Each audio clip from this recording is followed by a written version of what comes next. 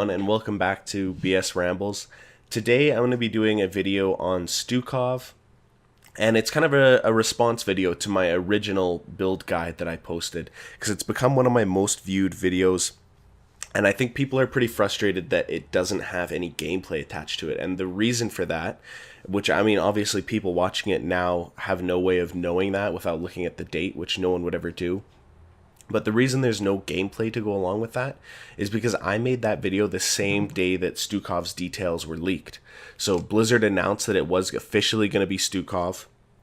I immediately watched his reveal video, and then later that day his talents were either leaked or released, I can't remember, but either way there was no graphics even for the talents yet. But I went through and I kind of theory crafted what my favorite build for him was going to be. And it was obviously all very speculative because I hadn't had a chance to test it yet. So now that I have had a chance to test it, I think it would be good for me to do this gameplay and kind of go over how it's working now that it's live. And I will say it's a little bit hard to tell whether this build is working amazingly or not, because frankly Stukov, like I predicted in that video, is one of the most powerful hero releases that they've ever done. His output is just absolutely insane, with his heal spreading to all 5 of your teammates and being able to put weighted pustule on any number of enemies, especially once you get to level 16 with this build. I struggle to think of any hero that would have output that could match Stukov's, because frankly it's just insane. The first talent that I took, you guys probably already saw, is Fetid Touch. And basically Fetid Touch is a quest based on landing weighted pustule that will eventually reduce its cooldown and mana cost after you've hit 20 and 40 targets with weighted pustule, which is actually pretty easy. So eventually your weighted pustule is going to be on half the cooldown timer. It's down to a 5-second cooldown. And that's going to play a big role later on. You just saw me take the talent Top Off. And as usual, it's another talent that's not recommended by Icy Veins. I really like Top Off though, because frankly Stukov doesn't have mana issues. You don't need to really take too many talents that are going to help you with your mana, but one thing you will notice is that the healing pathogen takes a little bit of time to spread out, so you don't really want to be trying to spread healing pathogen through your team during team fights. You want to kind of get it pre-applied and start doing it beforehand, which means a lot of the time your healing pathogen, like you notice there, I have healing pathogen taking on everyone before the fight's even started, so that it's off cooldown when the fight does begin, so that now when we're in the fight it's on everyone, and you get a chance to get a big bio kill switch off, because that really is what Stukov is about, is getting off big bio kill switches, because that's where his output comes from. And again, Top Off getting tons of value right now. So basically what I'm saying is that when it's a slow applied heal like this, you're not going to be getting that clutch heal accolade at the end of the game, because you're kind of just trying to keep everybody up all the time. And you can see after everything I've done there, like I have not been saving my abilities at all. I've just been using them as much as I can, and I haven't even dented my mana yet.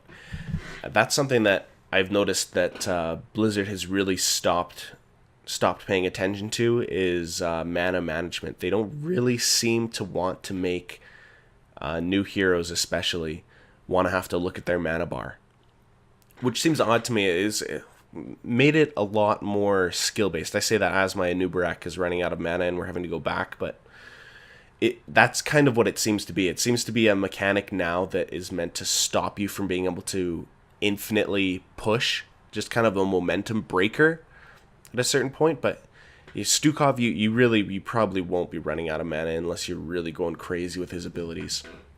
And the last talent that you saw me take was Targeted Excision. Now, I love this talent, and it's because when you detonate exactly one weighted pustule, bio kill switch cooldown is only set to 5 seconds. So you only suffer about 25% of the cooldown, or is it a 16-second cooldown? So it's less than a third of the cooldown for hitting only one target with it.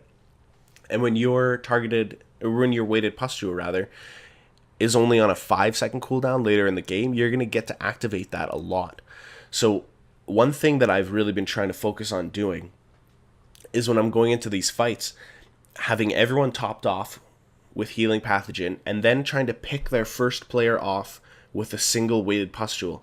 And basically what that means is that for the few seconds that that weighted pustule is ticking on that champion, you basically have a free bio kill switch to top off your entire team and damage that guy. And you can do that over and over. So if you're good at this, you can basically reduce the healing pathogen cooldown to only 5 seconds, which is absolutely ludicrous. And I don't know if there'll be a good opportunity to see me do it here.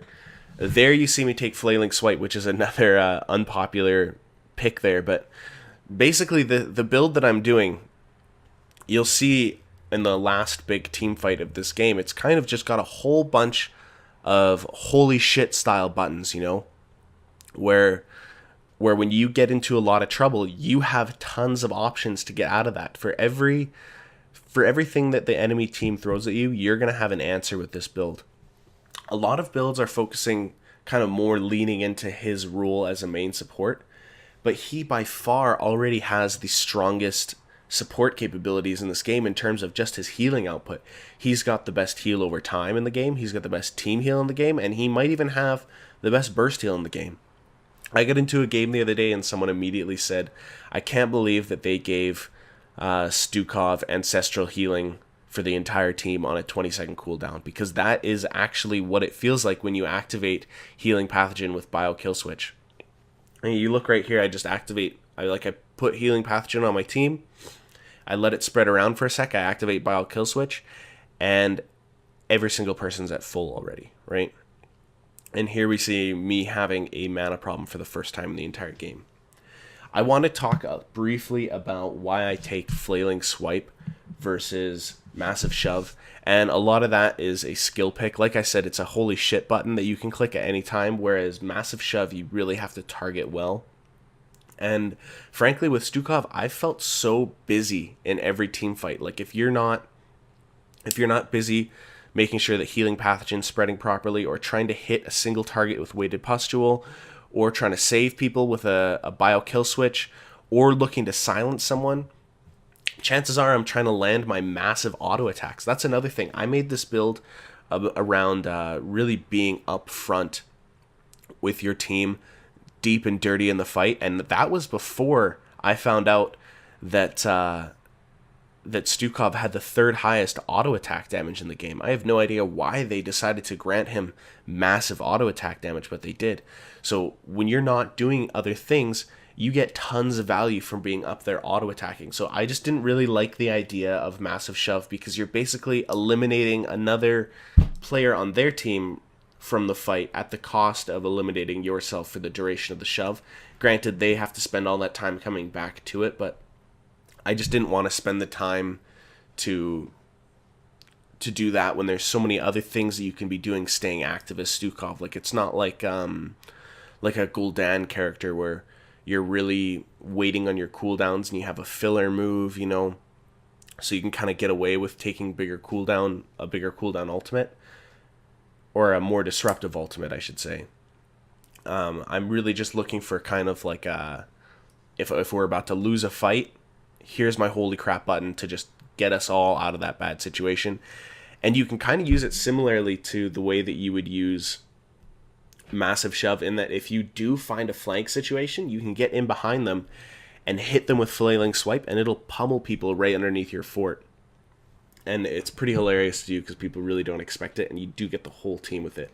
Obviously not as hilarious as Massive Shove, which, like I said in the original build guide, has got to be the funniest move in the game. Right here you see the targeted excision. Like, I know I can just throw that on him, activate it, and keep going because, look, bio kill switch is already off of cooldown.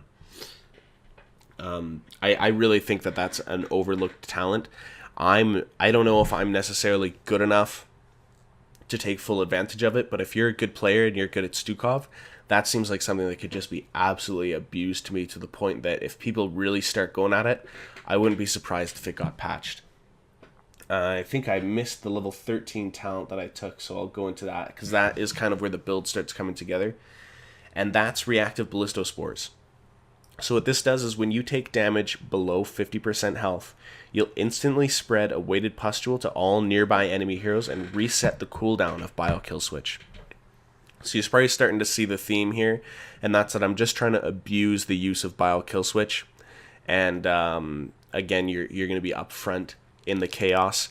And again, this is a recommendation that I made before I found out that he was going to be walloping for 472 damage at level 15. Like, look at these auto attacks. I can almost one-hit these minions right now. He's just an absolutely insane hero. And here you kind of get to see it. You'll see a chance where I'll get damage below 50% health and immediately weighted pustules on all of them. Boom. So now they're all slowed. There I activate Bio Kill Switch for a burst heal. I mean, it's just, the output is just absolutely ludicrous, you know? And I get to hit that holy crap button and flailing swipe to save myself from 3 enemies. A Genji that's using Dragon Blade couldn't finish me off there. And a lot of this is due to the fact that I have a great team around me. And they did almost finish me off there. But had that fight happened at level 16, I would have had eye infection. And that means that when I activate my weighted pustule, it blinds everyone on the enemy team for 3 seconds. So I wouldn't have even had to use Flailing Swipe there because they would have all been blinded for 3 seconds.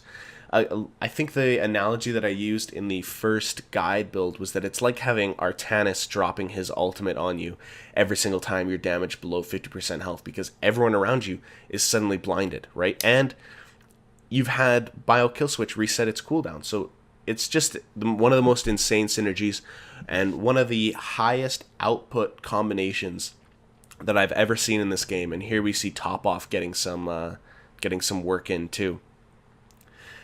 Overall, I think Stukov is probably the best hero in the game right now, even better than Malthael. So if you want to climb the ranked ladder, I would recommend just picking him all you can, and whenever you can't pick him, try to get him banned, because he's frankly the best character in the game.